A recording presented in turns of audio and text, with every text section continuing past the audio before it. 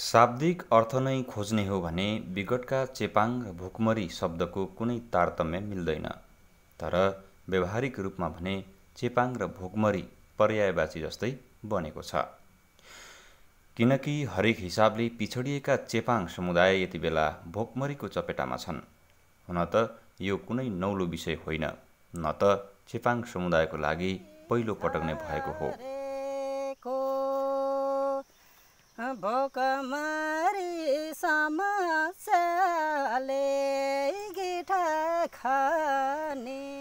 विकटका चेपाङलाई भोकमरी हरेक वर्ष दोहोरिने गर्दछ।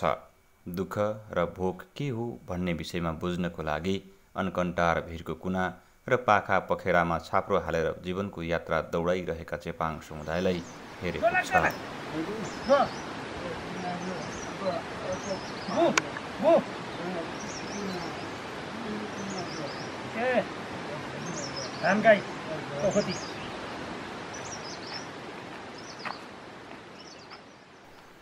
भदौ र मङ्सिर बाहेक चेपाङ समुदाय दाताकै भरमा बाँच्न विवश छन्।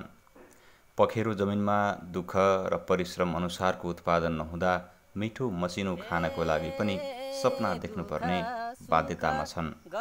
हुन त सबै चेपाङ गरिब नै छन् भन्ने होइन। शिक्षाको पहुँचमा पुगेका र भौगोलिक हिसाबले सुगम क्षेत्रमा रहेका चेपाङ जातिको जीवन सहज र सुखमय नै छ। तर सुगम क्षेत्रको तुलनामा दुर्गम क्षेत्रमा भने चेपाङ मात्र नभई हरेक जातिलाई केही न केही दुःख यसै पनि बढी छ। आज हामी यस्तै अभाव र भोकमरीको चपेटामा पिल्सिएका चेपाङको कथा समेट्नको लागि चितवनको कालिका नगरपालिका वडा नम्बर 10 मा पर्ने सिद्धिको जिङलाउको यात्रामा छौँ। विगत 12 वर्षदेखि चेपाङ उत्थानको लागि आफ्नो व्यक्तिगत जीवन त्यागेर चेपाङका बस्ती बस्ती चहार्दै शिक्षाको ज्योति फैलाउँदै हिँडेका केपी किरण शर्माको साथ लाग्दै शक्तिखोरबाट 3 दोभान हुँदै पाइमाराङ खोलालाई पछ्याउने प्रयासमा छौँ। ठ्याक्कै भन्नुपर्दा म यहीँ यो अहिले जुन गाउँमा हामी जान लागेको छौँ, जिङलाउ भन्ने गाउँ, त्यहाँ म नगएको चाहिँ 1 वर्ष भयो। 1 वर्ष अघि गएको थिएँ। यो अघिल्लो लकडाउनदेखि अहिलेसम्म महाभारत पर्व श्रृङ्खलामा बसोबास गर्ने चेपाङ जातिहरूलाई सहयोग गर्न, दुःखमा परेको बेला यो रोगले भन्दा पनि भोकले बढी सताइरहेको यो जातिलाई सहयोग गर्न भनेर मैले देश विदेशबाट सरिदै महानुभावबाट सहयोग सङ्कलन गरेर उनीहरूलाई खाद्यान्न सहयोग गरिरहेको छु। यो जिङलाउ गाउँबाट मलाई 5-6 पटक भइसक्यो फोन आएको। एकजना रामलाल चेपाङ भन्ने हुनुहुन्छ, अलिकन पढे लेखेको, त्यहाँ प्रावि शिशु कक्षामा पढाउनुहुन्छ। उहाँले शिशु कक्षाको टिचर हो। उहाँले मलाई बारम्बार फोन गरेर भनिरहनु भएको छ, सर रोगले भन्दा नि हामीलाई त भोकले सतायो, खान नपाएर यहाँका जनताहरू मर्ने भए। अत्यन्तै अहिले चाहिँ नि यो हामी ज्याला मजदुरी गरेर बाहिर कुल्ली काम गरेर थोरै तिनो आर्जन गरेर अनि चामल किनेर ल्याएर खाने गर्थ्यौँ। यो लकडाउनले गर्दा गाउँबाट बाहिर निस्किन सक्ने अवस्था पनि छैन र गाउँमा सबैजना एउटै आर्थिक हैसियतको भाव हुनाले गर्दा कसैले कसैबाट सहयोग पाउने अवस्था पनि छैन र काम गरेर खान सक्ने अवस्था पनि छैन। हामीलाई 1 महिना मात्रै भने पनि बचाइदिनु भयो भने त्यसपछि त हामी काम गरेर खान सक्थ्यौँ। अहिले मकै पनि सानै छ, मकै खाने बेला भइसकेको छैन, अझै 2 महिना लाग्छ मकै पाक्नको निम्ति। त्यस कारणले गर्दा गाउँमा खानेकुरो छैन भनेर मैले साथीहरूलाई हारगुहार गरेर त्यहाँसम्म जानको निम्ति मेसो मिलाएको छु र आज हामी त्यहाँ जान्छौँ र त्यहाँ गइसकेपछिको उनीहरूले भनेको र हामीले देखेको के खाएर बसेका छौँ भनेर मैले भन्दा हामी त दिनदिनै गिट्ठा भ्याकुर खाँदा खाँदा जिब्रो बाक्लो भइसक्यो सर। कम्तीमा पनि हप्ताको 2 चोटि भात र अरू बाँकी समय गिट्ठा खाना पाए पनि हामी बाँचिन्थ्यौँ भन्ने खालको जुन गुनासो छ त्यहीलाई हामी मध्यनजर गरेर त्यसैलाई चाहिँ नै अध्ययन गर्न हामी गइरहेका छौँ।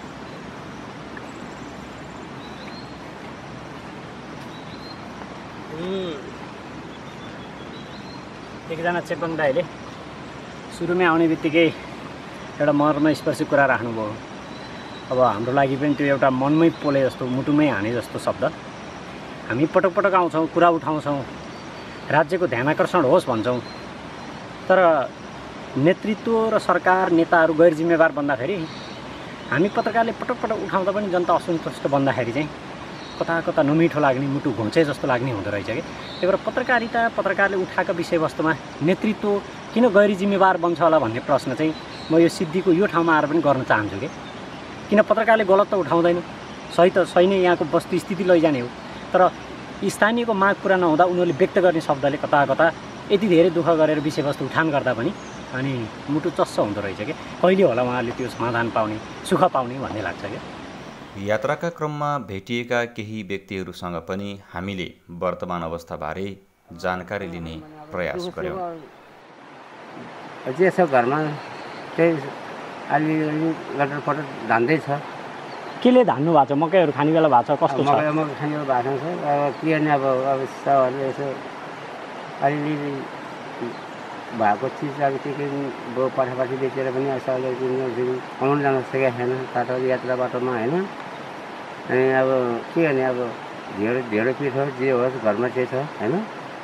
अब किन भ्याएको त्यही नै अब जीवन बचाउनु र छाप टार्नु गर्नु पर्यो। बाली उत्पादन पनि नहुनु र कोरोना भाइरसको जोखिमले दैनिक ज्यालादारी पनि गर्न नपाउँदा यस वर्ष अझ धेरै अनिकाल परेको चेपाङ समुदायको अनुभव छ।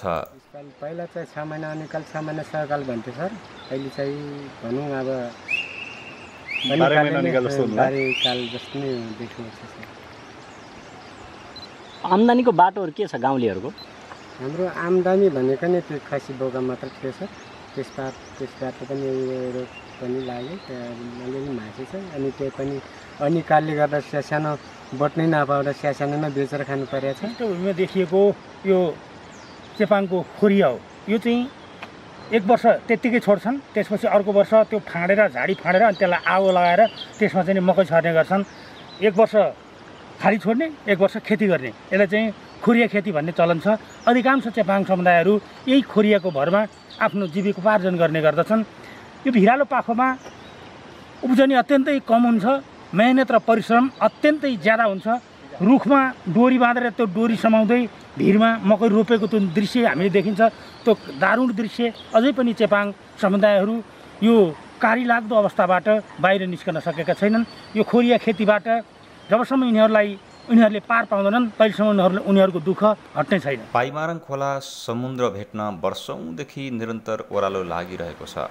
3 दोभानबाट सुरु भएको पैदल यात्राले पाइमाराङ खोलालाई 36 ठाउँमा फड्को मार्दै करिब 3 घण्टापछि बडो मुस्किलले जिङ्लाउमा आएर यात्रा रोकिन्छ।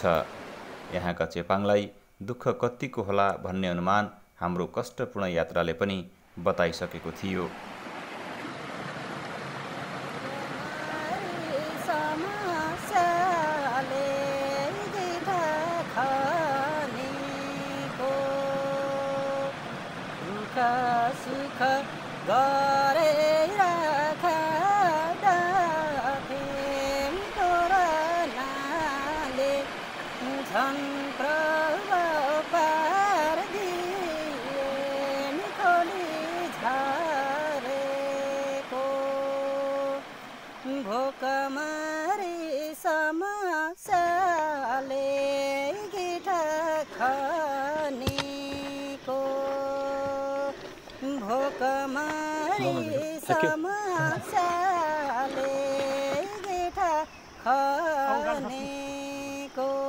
म केही सामाजिक अभियन्ताहरूको साथमा पनि विभिन्न ठाउँमा नडुलेको होइन। धेरै ठाउँमा विपन्न वर्गहरू हुनुहुन्छ भनेर रात बाँडेर वितरण गरेको ठाउँमा पुगेको पनि हो। तर केपी किरणजीको पनि चेपाङहरूको होस्टेल सञ्चालन गरेको सहरमै भनेपछि खासै गाह्रो छैन होला भन्ने मलाई पनि लाग्थ्यो। तर सामाजिक अभियन्तामध्ये केपी किरणजीको यो अभियान चाहिँ यति सराहनीय छ कि यो शब्दमा भन्नै नसकिने गरी उहाँले काम गर्नुभएको रहेछ, जुन कुरा फिल्डमा आएर थाहा भयो। यहाँ तपाईँको मैले लौरो टेकिरहेको छु, लौरो टेकेर यसको सारामा हिँड्दा पनि म लड्ने हो कि भन्ने खालको भिड छ कि त्यस्तो भिडबाट उहाँहरू दैनिक रूपमा अथवा भनौँ न एउटा समय मिलाएर आउने यहाँको अवस्था बुझ्ने गर्दाखेरि म उहाँको कार्यप्रति निकै सम्मान योग्य कार्य म एकदम प्रशंसा गर्न चाहन्छु। साथै यो भिडियो हेरेर बसिरहनु भएका आदरणीय महानुभावहरूले यो लकडाउनको बेला चेपाङहरूमा यति विपत्ति परेको रहेछ भन्ने कुरा यहाँ आएर बल्ल थाहा भएको छ। त्यही भएर तपाईँले जति सक्नुहुन्छ तपाईँको मनले कृपया सहयोग गरेर केपी किरण मार्फत चाहिँ चेपाङको घरसम्म केही भए पनि खानेकुरा पुगोस् भन्ने कामना गर्न चाहन्छु। तर हाम्रो यात्राको कष्टलाई चेपाङ गाउँमा भएको भोकमरीको कष्टले ढाकिसकेको थियो। यहाँको दृश्य देख्दा जङ्गलमा गिठा, भ्याकुर, सिस्नो र टाँकीको मुन्टा पनि हुँदैनथ्यो भने यहाँका चेपाङले के खाएर बस्दै होलान् भन्ने लाग्छ। तर मनभित्र भोकको आगो जति नै दन्किए पनि ओठमा नटुट्ने हाँसोले रित्तो पेटको पीडा बिर्सने प्रयासमा छन् भन्ने भाव झल्कायो। अब मेरो श्रीमती अब स्वर्गीय तर्यो, एक्लै पर्यो झन् तोड भएपछि झन् दुःख पायो। अब के गर्छ र सर, यस्तै हुँदो रहेछ। अहिले केले चाहिँ जीवन निर्वाह गरिरहनु भएको छ, के खाएर? अब यही हो सर, अब कुनै बेला अब व्यापार गर्नु पाउने बेला अब अलिअलि अब ल्याएर चामल अलिअलि खाने हो। अनि अब चामल ल्याउनु पाएन भने अब घरको अब खेतीबालीले अब हाम्रो अब पुग्दैन, वर्ष दिन पुग्दैन, 1-2 महिना पुग्छ। त्यस्तै गर्दै खाएर आउँछ र अब के गर्ने र। अनि अहिले गिट्ठाको अवस्था कस्तो हो, के हो? अब गिट्ठाको अवस्था अब जङ्गलको हुर्किहाल्यो सर। अब खनेको अब तुर्नु बेला भइसक्यो सर, अब के गर्ने र। यस्तै अब त सर, अब के गर्ने, उम्रेपछि अब खने खाए सर। अनि अब बोट नहुर्केसम्म, आज बोट नतुङ्गेसम्म अब बोट मानि खने सर। अब के गर्ने त अब सर, अब खन्यो अब हुर्किहाल्यो जङ्गलमा। अहिले अब खनेको नि तुर्ने बेला भइहाल्यो। अब भनेको अब बोट हुर्केपछि चाहिँ यो खान सकिन्न? अब सकिने सर, अब के गर्ने त। अब बोट हुर्केपछि मिठो हुँदैन, साह्रो हुन्छ। सधैँ वर्ष गिठा नै खाने हो, भ्याकुर नै खाने हो है? त्यस्तै सर, अब के गर्ने र। अब वर्षमा अब यो अब भोटबार छिप्छ सर। अब नातुङ्गेसम्म खाने, यसको बोट नछिनेसम्म। अनि बोट छिनेपछि अनि नउम्रेसम्म चाहिँ अब के हुन्छ। अब भनेको भदौ महिनादेखि चाहिँ तपाईँहरू गिट्ठा खोज्न थाल्नुहुन्छ? हजुर, भोलिबार छिप्छ सर। त्यसपछि यसको बिरुवा नसुर्कुन जेलसम्म तपाईँहरू खन्नुहुन्छ? बोट सुकेर चाहिँ बिरुवा नै बोटै हराएपछि चाहिँ फेरि अब बोट हराएपछि अब अलिअलि अब कता हो आर्मा पर्मा गरेर, हजुर, अनि के गरेर अब यस्तै दोकाहरू बुनेर लगेर व्यापार गरेर त्यसपछि टुसा उम्रेपछि बल्ल फेरि खन्नुहुन्छ तपाईँहरू? उम्रेपछि बल्ल खन्ने हो। अब चाहिँ छिप्यो? अब चाहिँ फेरि अब काम लाग्दैन सर। अब गयो यो अब खनेको अब यस्तो उम्रेपछि जङ्गलको के बस्छ र। अब यो अब छिन्यो, अब यो अब हुर्क्यो। यो हुर्केपछि अब यो बर्खाभरि अब के होला। अब अलिअलि अब बारीमा मकै पाकेको छैन, मकै पाकेपछि मकैको कोसा टोक्ने, अनि चुरी पाक्छ, खनियो पाक्छ, त्यो खाने। अनि आँप पाक्छ खाने, त्यो गरेर अब तार्ने, अनि त्यो खाएर अब जिन्दगी बिताउनु पर्यो। अब सर, अब के गर्ने र। भनेको जङ्गली कन्दमूल सँगसँगै जङ्गलमा फल्ने फलफुलहरू खाएर हजुर भोक मार्ने प्रयास गरिरहनु भएको छ तपाईँहरू? हजुर, अनि खनियो, चुरी, आँप। यो मकै र धान पनि रोप्नुहुन्छ र?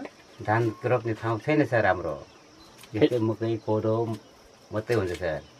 कति फल्छ मकै कोदो तपाईँको? मकै कोदो त अब अलिअलि गर्नु सकेन, अलिअलि अब बर्खा 1-2 महिना खानलाई हुन्छ सर।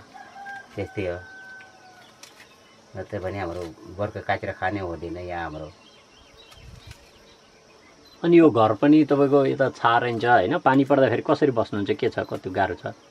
गाह्रो छ सर। अब म यहीँ सुत्छु सर। अब अनि पानी परेपछि पालासी गर्छु, सुत्छु।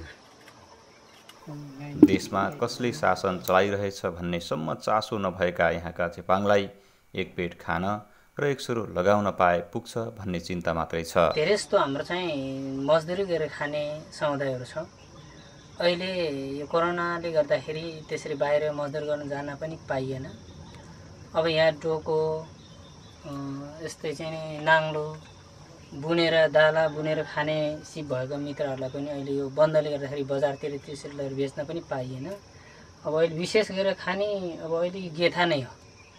अब गेठा खाने हो, बिहान बेलुका अब बनाएर खाने। यो फेरि अलिकति पाक्नलाई चाहिँ 1-2 घन्टै लाग्छ सर। यो अलिक छिटो पाक्दैन, 1-2 घन्टा लाग्छ। अब यो बाध्यताले बनाएर खानु पर्यो। अब त्यो बनाएर नभएको बेलामा चाहिँ नि एकदम छिटो खानु पर्यो। अब हरेक भने अब त्यस्तो छ। टाँकीका चाहिँ साग र सिस्नु काटेर चाहिँ उसिनिन्छ, अनि नुन लगाउने हो, अनि खाने हो सर। अब अहिले अरू केही छैन। अहिले एकदमै यस्तो चाहिँ भूकम्पहरूको समस्या धेरै हाम्रो चेपाङ गाउँमा छ। यो गिट्ठा हो, यो चाहिँ तपाईँको यस्तो लाई चाहिँ तासेर खान मिल्छ। जब यो गिठा हुर्किएर यो पलाउन थाल्छ त्यसपछि अनि यो तितो तितो हुन्छ, खानै नसक्ने हुन्छ। जिब्रो बाक्लो भएर एकदम चाहिँ नि यो विषादी पनि हुनसक्छ बढी हुर्कियो भने। त्यस कारणले गर्दा यो समय भनेको एकदम अनिकालको समय हो। रोगव्याधि महामारीका कारणले गर्दा पनि यसै पनि अनिकाल हुने गाउँमा यो महामारीले झन् बढी अनिकाल पारेको छ। त्यस कारणले गर्दाखेरिमा म आज यो गाउँको स्थलगत अध्ययनको निम्ति आएको थिएँ। यहाँको अवस्था देख्दा अत्यन्तै दयनीय भएको छ। मेरो मन कुँडिएको छ। कृपया सरिदै महानुभावहरूलाई म सहयोग गरिदिनुको निम्ति हार्दिक आह्वान गर्दछु। चेपाङको पेट भरिने आश र हार छोप्ने आशसँगै मनमा अनेक प्रकारका कुरा खेलाउँदै हामी पाइमारङ खोलाले बनाएकै बाटोलाई पछ्याउँदै ओह्राली झर्यौँ।